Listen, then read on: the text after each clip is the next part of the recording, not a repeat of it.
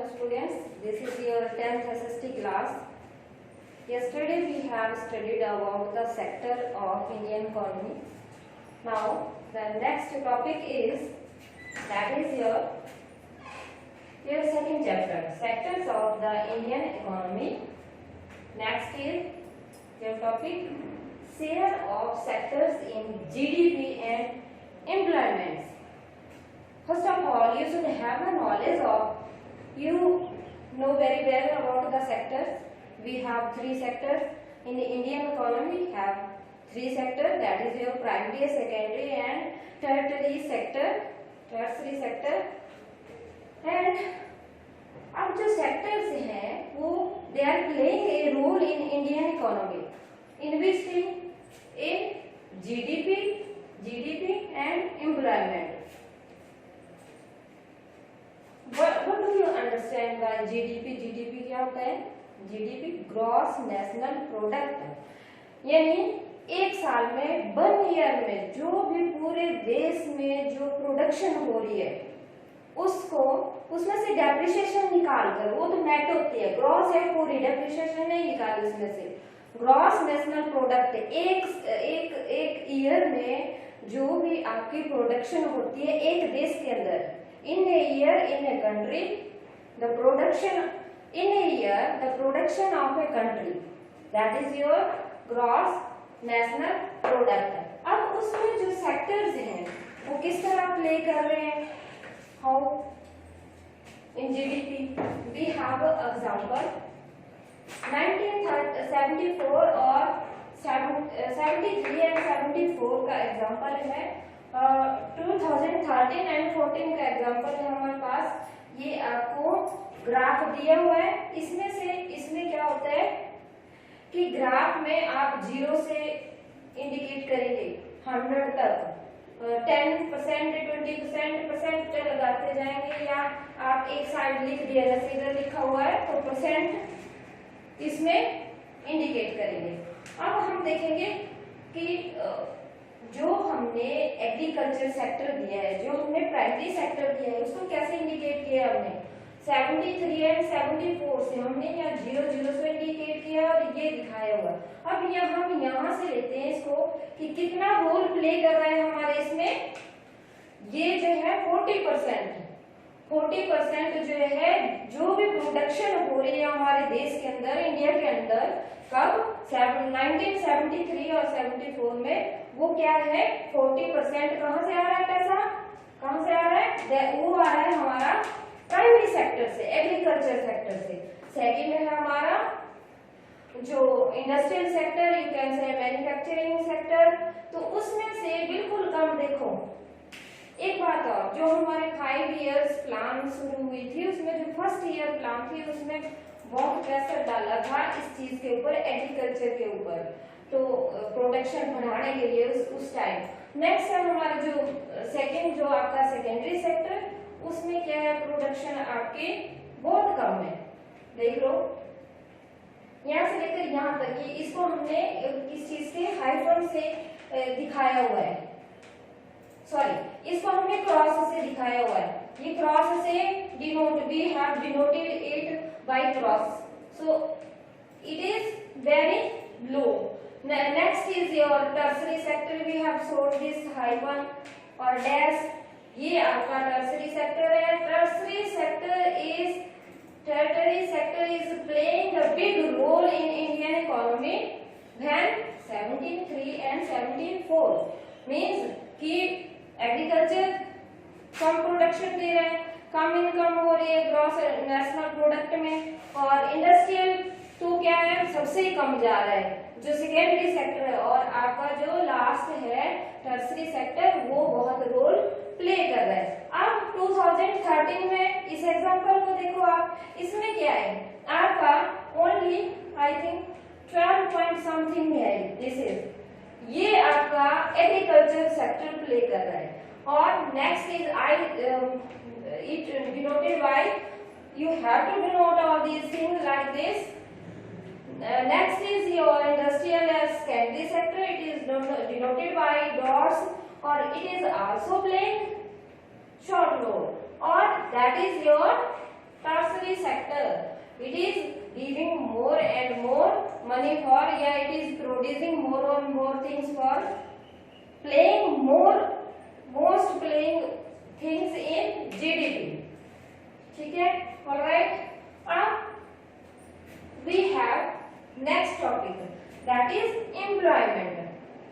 जो एम्प्लॉयमेंट है, ये तो हमारा हो गया कि जो 3 सेक्टर हैं वो किस तरह से हमारी अर्थव्यवस्था में, इकोनॉमी में, भारत की अर्थव्यवस्था में किस तरह से ये प्ले कर रहे हैं, कितना इनका रोल है। तो आज का आप देखोगे तो ज्यादा जो रोल प्ले हो रहा है वो आपका सर्विस सेक्टर का है, लास्ट का। और एक बात और है कि इसमें इनकम जो राष्ट्रीय आय, सरकार को जो आय होती है, सबसे ज्यादा टैक्स जो मिलते हैं वो भी सर्विस सेक्टर से ये गेन किए जाते हैं। नेक्स्ट है आपका एम्प्लॉयमेंट। आपको एम्प्लॉयमेंट के बारे में पता होना चाहिए कि एम्प्लॉयमेंट होती क्या है। जो कोई आदमी है, पर्सन है, करंट बेस रेट पे वो काम करना चाहता है, he wanted a job on current base rate, but वो जॉब नहीं प्राप्त करता, तो क्या है, पर उसमें एक कंडीशन भी है कि वो स्किल्ड होना चाहिए, वो he has the quality to get this job या that job he wanted, जो भी वो जॉब चाहता है उसके लिए उसको क्वालिटी चाहिए, स्किल्ड होना चाहिए, तब उसको हम क्या मानेंगे, अनएम्प्लॉयड मानेंगे। अब ये जो हमारे 3 सेक्टर्स हैं ये एम्प्लॉयमेंट देते हैं कि उसके ऊपर जो करंट बेस रेट है उसके ऊपर लोगों को काम मिल रहा है, वो व्यक्ति, वो पर्सन एम्प्लॉयड है। अब ये जो इंडियन इकोनॉमी में ये कितने एम्प्लॉयमेंट दे रहा है, तो आपको डाटा दिया हुआ है इधर 2019 का 2019 का डाटा है। इसमें देखो आपका प्राइमरी सेक्टर जो है 0 से स्टार्ट हुआ, आपका प्राइमरी सेक्टर जो है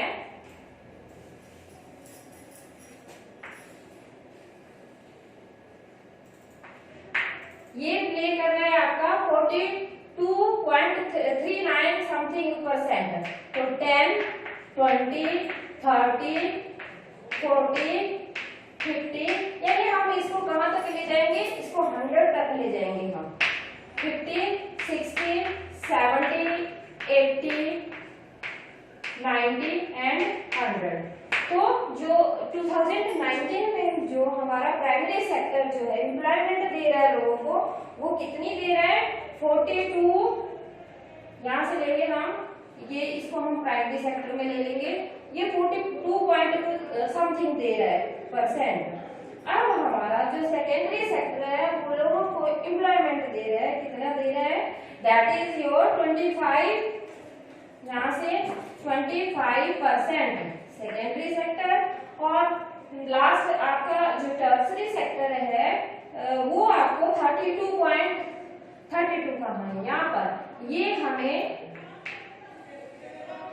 एम्प्लॉयमेंट दे रहा है। मीन्स कि आपके प्राइमरी सेक्टर में कितने लोग हैं, रोजगार कितने लोगों को है, 42 पॉइंट समथिंग लोग रोजगार में एम्प्लॉयड हैं। और सेकेंडरी सेक्टर है आपका, तो उसमें 25 पॉइंट समथिंग लोग % जो है रोजगार ले रहे हैं। और थर्ड है आपका जो थर्ड सेक्टर जो है आपका टर्सरी सेक्टर, उसमें 32.04% लोग जो एम्प्लॉयड है। अब देखो सबसे ज्यादा लोग किसमें, सबसे ज्यादा लोग आपके हैं प्राइमरी सेक्टर में, मीन्स कि प्राइमरी सेक्टर में 42.something% है, ले रहे हैं, रोजगार है। और दूसरे में कितने, 25, मीन्स जो सेकेंडरी सेक्टर है, इंडस्ट्रियल सेक्टर है, मैन्युफैक्चरिंग सेक्टर है, उसमें क्या है आपके बहुत कम लोग हैं।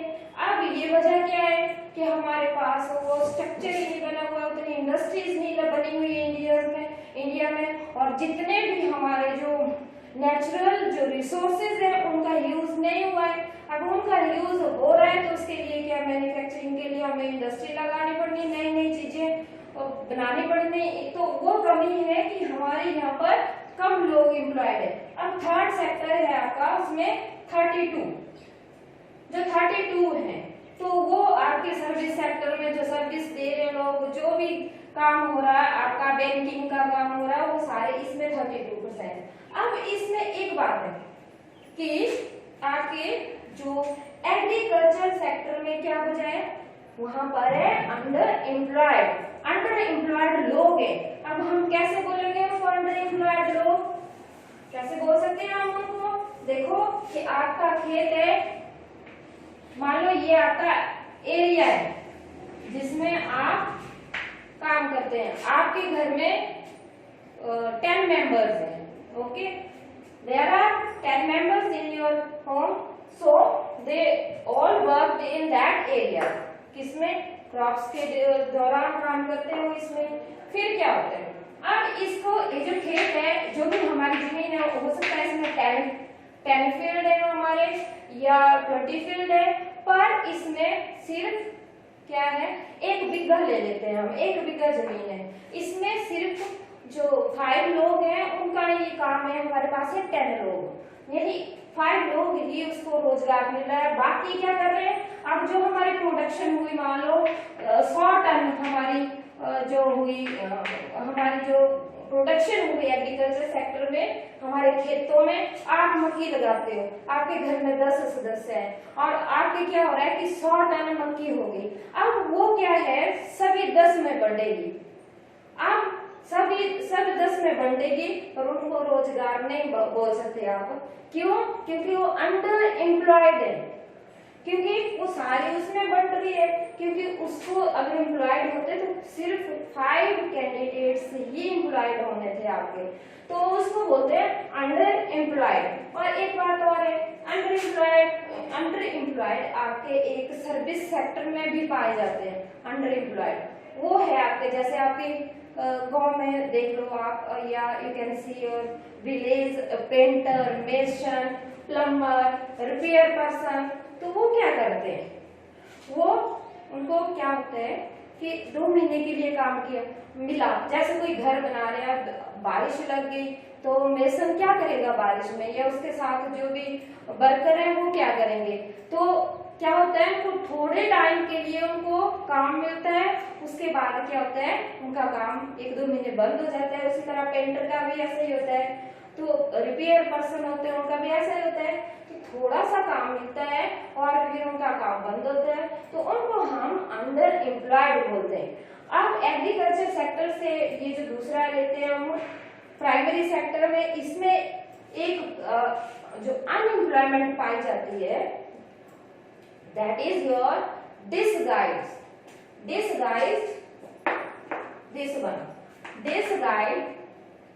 unemployment। अभी मैंने आपको एग्जांपल दिया कि आपके घर में 1 बीघे का खेत है, उसमें 10% काम कर रहे हैं 10%, लेकिन रोजगार मिल रही है ओनली 5 लोगों को, 5 लोगों को रोजगार मिल रही है, और बाकी क्या है, वो डिसगाइज्ड अनएम्प्लॉयड है, मतलब छुपी बेरोजगार है, छुपे वो दिखते नहीं, लगता है कि पूरा परिवार काम कर रहा है, लेकिन क्या है, उनमें 5 तो बेरोजगार है, तो उसको बोलते हैं आपका डिसगाइज्ड अनएम्प्लॉयमेंट। तो ये जो है, अब इस तरह से दिखता तो है कि एग्रीकल्चर बहुत सारी एम्प्लॉयमेंट दे रहा है। अब या आपने देखा था उधर पीछे कि बहुत सारे एम्प्लॉयमेंट दे रहा है, बट ये वजह है कि वहां पर कैसे है, अंडर एम्प्लॉयड है लोग और डिसगाइज्ड एम्प्लॉयमेंट, अनएम्प्लॉयमेंट है वहां पर। Thanks, that's all for today.